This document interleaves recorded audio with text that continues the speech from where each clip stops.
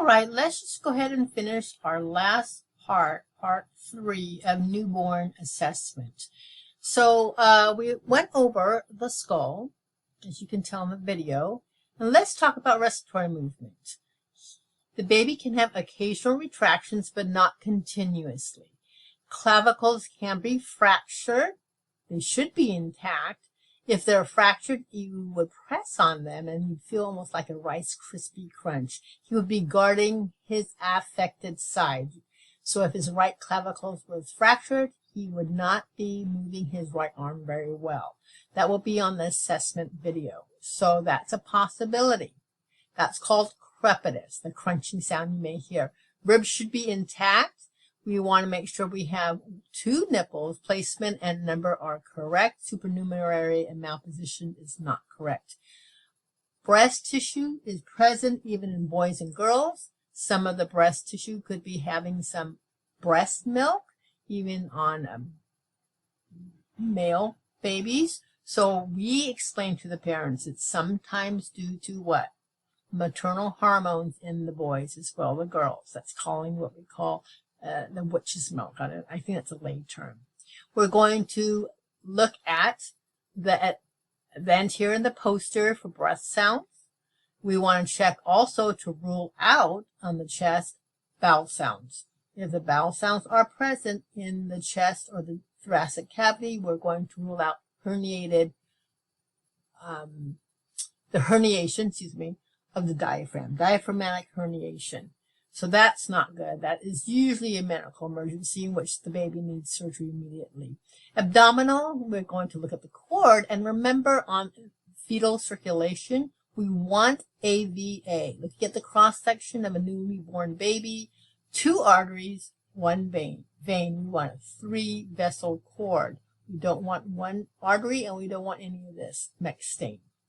We talked about fetal development, which makes sense because if they develop from lateral to medial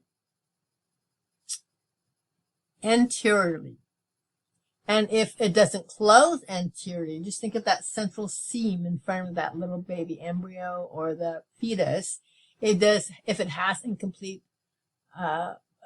fusion, we can see gastroschisis, which some of the intestinal tract is actually herniating outside maybe some of the gap that was not fused. So that's a good example of when there was a developmental arrest of the anterior portion of either the embryo or the fetus. We're going to double check the baby's tummy. We can palpate it, rule out any masses. We teach the parents that his stomach is only size up. Do you remember the medicine cup that we have? The medicine cups are basically 1 ounce. It's 30 mils. So it's a great learning opportunity to show the mom and the dad that if you show them that medicine cup, the baby's stomach is about that size, or maybe a little bit more. It's usually 1 to 2 ounces, maybe 3 ounces as he gets older in the first month of life. So he doesn't empty very readily. It's only emptying time every 2 to 4 hours. He should have bowel sounds. We're going to, what we call listen, remember, auscultate the bowel sounds, inspect an auscultation. They should be within 1 to 2 hours old. And it's sometimes most babies have bowel sounds right at birth, which is amazing. And they should have meconium within 1 to 2 days of life. They have maybe the linea nigra from maternal hormones. We can check their baby's respirations with his tummy rise and fall. Seesaw is not normal, but they have what we call tummy breathing, diaphragmatic respirations, normal.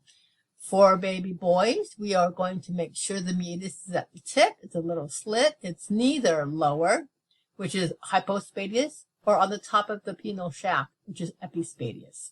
Make sure he has a foreskin and it's covering the glands. We do not want to retract it. We tell the parents, do not retract the foreskin until about 3 or 4 months old because it's so tight it can stick. So we don't want to do that. We can double check for the testes. Testes, I always say, you'll see the video, that they should be descended in each scrotal sac, depending on mid, upper, or lower scrotal sac, depends on the gestational age. If the baby's more postate, it'll be in the lower sac. If it's a little bit high in the scrotal sac, it could mean he's 37 or 38 weeks. So I always tell students feel for what I call them the little Spanish peanuts. And we are going to palpate them on each side. Undecided testes is not good. We usually do surgery probably within the first week of life because we don't want the baby sterile. So that's very, very important that we do palpate for testes. Urination, he should urinate within 24 hours. And reflexes, sometimes we notice that, but we don't check for it. For the little girls, could be edematous, increased pigmentation due to maternal hormones. Ambiguous genitalia is never normal. They have the labia majora and minora. And we say that sometimes little girls can have what we call a pseudo-menses, meaning parents notice and they're scared, understandably scared, that they notice a little blood in the baby girl's diaper. We'll tell them that's called pseudomenses, and it's due to, again, maternal hormones. Might be a little discharge, a little mucus coming from in the diaper, normal. Of course, we never want to see fecal discharge coming from the vaginal orifice. There could be a communication between the vagina and the rectal vault. We don't want to have that. We check the extremities, making sure basically they flex, they have range of motion, they're symmetrical, and good muscle tone. Usually they're full range of motion, they spontaneously move. We will double check on the fingers, there's 5 on each hand, and we double check for the toes, and there's 5 on each foot, and we double check by counting out loud. And you'll notice that on the video. They have a slight tremors, that is normal. We don't even say that. Some people think that's a seizure. It's not, and it's not jitters. Jitters are where they're really, really shaking. So jitters could also mean hypoglycemia. So slight irregular tremors are normal.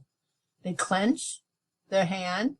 They should not have supernumerary fingers or syndactyly in which they're fused together, and constant persistent fisting. You should not have that.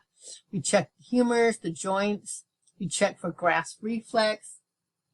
And we do want to say that when we see the legs and the feet, we are always still counting for the toes out loud because we can assume and we should never assume. We will check for gluteal folds if they're even. You'll see me do that on the video. And we do want to check for full range of motion on the joints. We won't do Ortolani's hip clicks, but we will, and that's, the pediatrician does that, but we will check for gluteal folds. And what we are checking for, ruling out, is congenital hip dysplasia. Even when the pediatrician does the Ortolani hip clicks, he is ruling out congenital hip dysplasia. I want you to go ahead and look at all of these reflexes. It's easier to notice them on a YouTube video and actually the baby doing it. So some of the reflexes we do check in the routine assessment, but not all of them. So just remember, when we look at the reflexes, how do I elicit it? And what is the baby's response to that? And it'll be understandable once you see it done.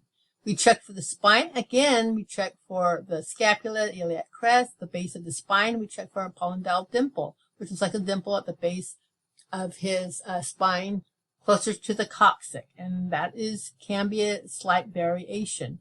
So again, remember, babies from embryonic to fetal development, they should fuse from lateral to medial posteriorly. So we are double checking for anything that could be spina bifida, NTDs, neural tubal defects. So we want to double check that as well.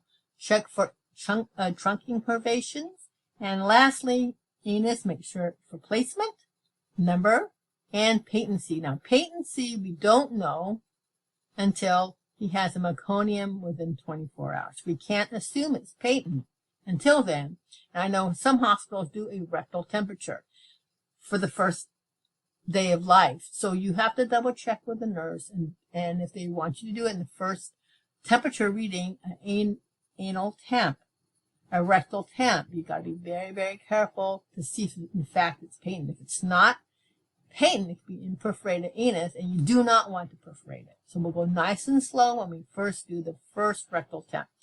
They have the weak reflex. And then lastly, we talk about stools. We have the progression of stools from meconium, which is that greenish to blackish, looks tarry. And remember, babies should not poop in utero. They should not have meconium. So no green babies at the labor table. They should not be hyperbilirubinemia. No yellow babies at the labor table. The babies will have be what we call hyperbilirubinemia after 24 hours of life.